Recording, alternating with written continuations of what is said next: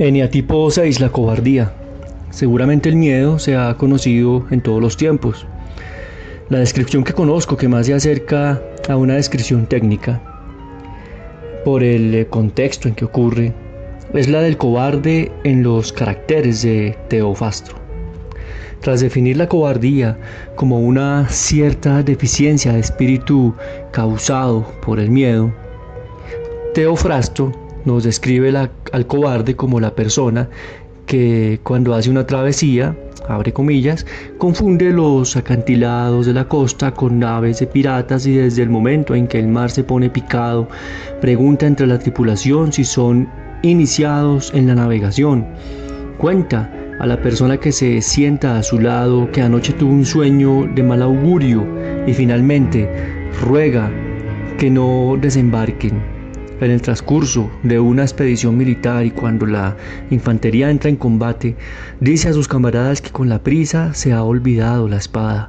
Va corriendo a su tienda y esconde la espada debajo de su almohada y deja pasar mucho tiempo como si estuviera buscándola. Si ve a un amigo que no lo traen herido, va corriendo hacia él, le dan ánimos y le coge la sangre de sus heridas y sentado a su cabecera le aparta las moscas.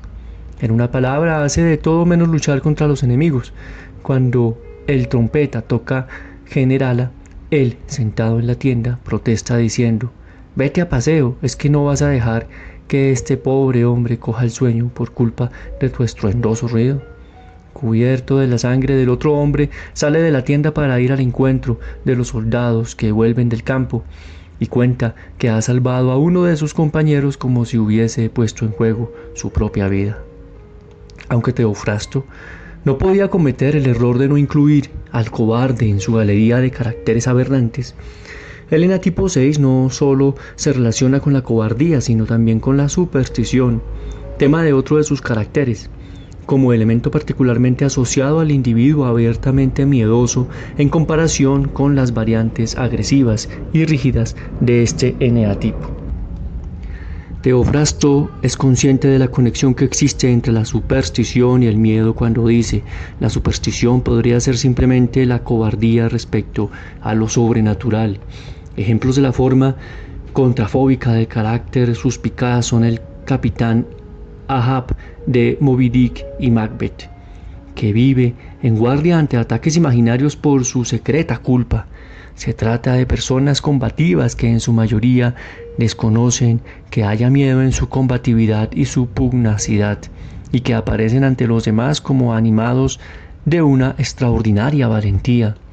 Otra forma de carácter suspicaz, que ha llamado carácter prusiano, es típica de la persona que se mueve según términos jerárquicos con un implícito miedo a no cumplir con su deber o con lo que requiere un cierto código ideológico o fe. Es el individuo al que suele llamarse true believer, el fanático. En tanto que los otros dudan, este se protege contra la duda, un Quijote a quien los Sanchos en particular llaman la atención por lo que desde su punto de vista es rematada locura. El miedo a equivocarse, que en el tímido se manifiesta como excesiva sumisión, evasión de la responsabilidad de decidir, vacilación y exclusiva cautela, y que en el fuerte contrafóbico se manifiesta en agresividad, lleva aquí una obsesiva devoción por los ideales grandiosos. El defecto principal detrás del clima emocional de la suspicacia es lo que se podría llamar autodenominación, una autoacusación que implica una visión culpable de sí. El miedo mismo es implícitamente un miedo a la transgresión, a la culpa, al castigo y la condenación que implica salirse de lo que prescribe una tácita autoridad en el mundo interior. La fusión de autoridad y acusación en este carácter constituye, puede decirse, una mala autoridad, una autoridad agresiva que se opone al bien del sujeto y apunta a un mecanismo de defensa descrito por Anna Freud como identificación con el agresor. Esto es, defenderse de la agresión externa incorporándola. Para no estar en disonancia con ella, el individuo hace suyo el juicio del acusador en un acto que resulta completo autoaplastamiento. A manera de complemento de las descripciones dramáticas de la literatura y la psicopatología, aquí van algunas viñetas humorísticas. Como ilustración del carácter suspicaz, vacilante, sirva el cuento que dice que cuando uno se encuentra a un gallego en una escalera no sabe si va subiendo o bajando, y que éste contesta suspicazmente a quien se lo pregunta: ¿y para qué quiere usted saberlo? La caricatura del carácter suspicaz, fuerte, contrafóbico es Popeye, con su invulnerabilidad, sus músculos y sus ojos salidos de las órbitas, de donde procede su nombre Popeye, ojo saltón. Entre las máscaras italianas, el capitán Spavento se empeña en mostrar cuán bello, potente, temible y sobre todo valeroso es. A diferencia de otros, no lleva máscara, pero sí una expresión feroz, así como unos bigotes vueltos hacia arriba que parecen perforar el cielo. Dice ser un gran soldado, pero en realidad es un fanfarrón a quien más que combatir le gusta contar batallas imaginadas. Se le conoce por diversos nombres: Escupefierro, Bombardón, Sangre de Fuego, Capitán Mantamoros, Capitán Cocodrilo. Sean cuales sean las empresas de este personaje, solo él las puede contar porque nadie jamás lo ha visto guerrear contra un enemigo verdadero. He aquí cómo amenaza a un adversario: si te pateo en el trasero, te mando derechito a Turquía, si no, a quemarte el pelo en la esfera del sol.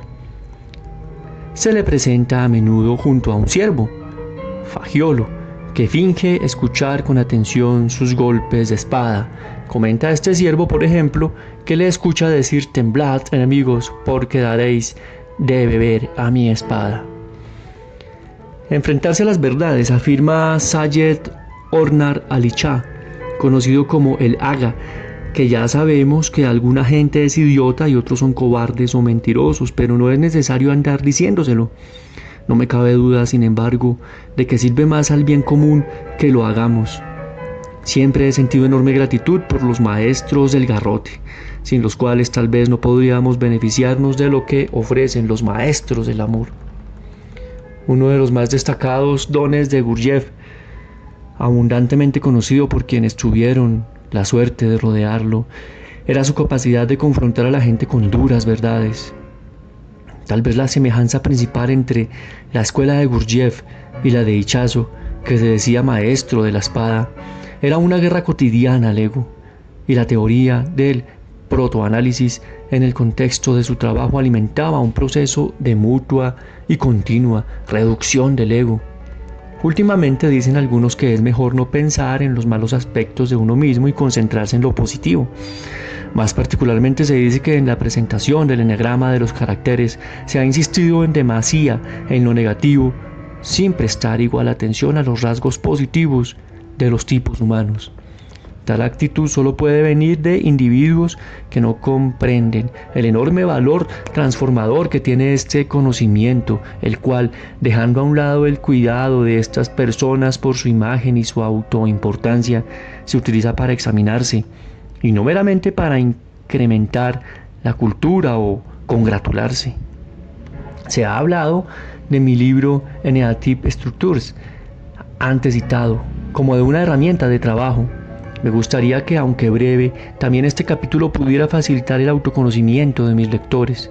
En el mundo de la psicología profesional se dice comúnmente que uno no puede conocerse a sí mismo sin ayuda externa, y en la tradición a través de los cuales nos llega el eneagrama se afirma que es imposible conocer el propio rasgo fundamental. Espero que, ante un espejo tan elaborado como el collage de retratos y comentarios de las páginas precedentes, esto ya no sea tan cierto.